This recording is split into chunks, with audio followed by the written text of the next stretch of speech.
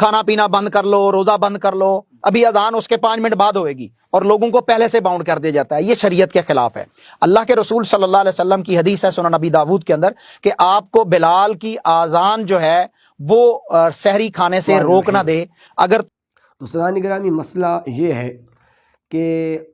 اذان فجر ہو جائے تو اس وقت روزہ دار رکھنے والا کھا پی سکتا ہے کہ یہ نہیں نہ کھا سکتا۔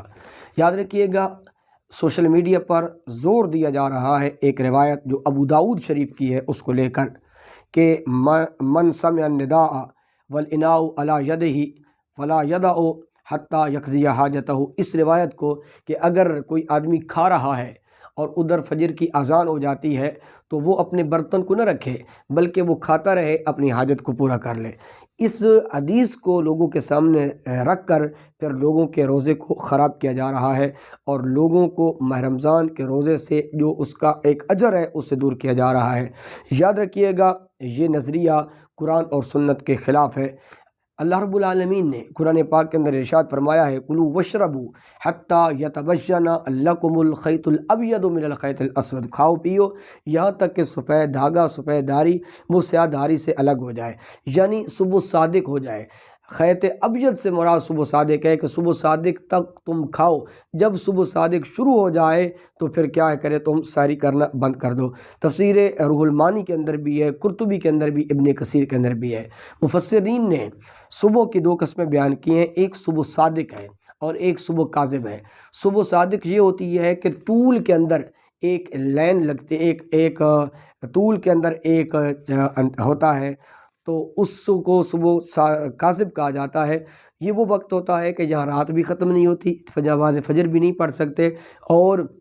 سحری کا وقت بھی یہی ہوتا ہے، آپ کر سکتے ہیں۔ اور ایک صبح صادق ہوتی ہے، صبح صادق ہوتا ہے عرض کے اندر ایک چیز پھیلتی ہے، تو یہ وہ وقت ہوتا ہے کہ جو سحری کا ٹائم وہ کیا ہے، ختم ہو جاتا ہے۔ تو ایک تو یہ قرآن کی آیت آ گئی کہ صبح صادق جب وہ ظاہر ہو جائے تو اس وقت کیا ہے، سحری کا ٹائم ختم ہو جاتا ہے۔ تیسری بات سمجھیں، حضور علیہ الصلوۃ والسلام کے زمانہ میں مفسرین محدثین نے لکھا ہے کہ 2 اذانیں ہوتی تھیں۔ ایک اذان وہ کیا ہے پہلے ہوتی جو حضرت بلال دیتے، جو سحری کے لیے، تہجد کے لیے دیتے، اور دوسری جو اذان ہوتی وہ نماز جو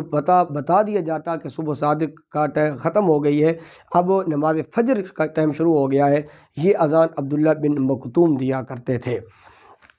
اب یہ دیکھنا ہے کہ جو حدیث ابو داؤد پیش کی جاتی ہے تو اس کا مطلب کیا ہے، تو یاد رکھیے گا، یہ سحری سے پہلے جو تہجد کے لیے یا سحری کے لیے جو اذان دی جاتی تھی، یہ اس اذان کی بات ہو رہی ہے کہ اذا سمع احدکم النداء والاناء علی یدہ فلا یدع حتی یقضی حاجتہ، کہ جب جو پہلی اذان ہو جو سحری کے وقت دی جاتی ہے تو اس وقت آپ کا کیا ہے، کھا پی سکتے ہیں، اور وہ جو صبح کاذب کے وقت دی جاتی ہے تو یہ اس اذان کی بات ہو رہی ہے، نہ کہ وہ اذان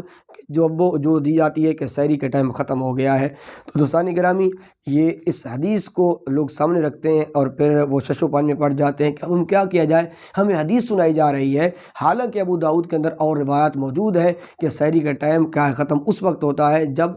کیا ہے، صبح صادق کے وقت ختم ہو جاتا ہے۔ تو یہ روایت لے کر لوگوں کو کیا ہے، پریشان کیا جاتا ہے۔ تو یاد رکھیے گا، جب ہمارے علاقہ جات میں اذان سے پہلے بعد کا تو بتا دیا جاتا ہے کہ سحری کا ٹائم ختم ہو گیا ہے، پھر اذان پڑھی جاتی ہے، یا اذان دی جاتی ہے تو اذان دینے کا مطلب بھی یہی ہوتا ہے کہ اب سحری کا ٹائم ختم ہو گیا ہے۔ یہ ایک مسئلہ تھا کہ جس کی وضاحت کی۔ اللہ رب العالمین حق سچ بیان کرنے کی، عمل کی توفیق عطا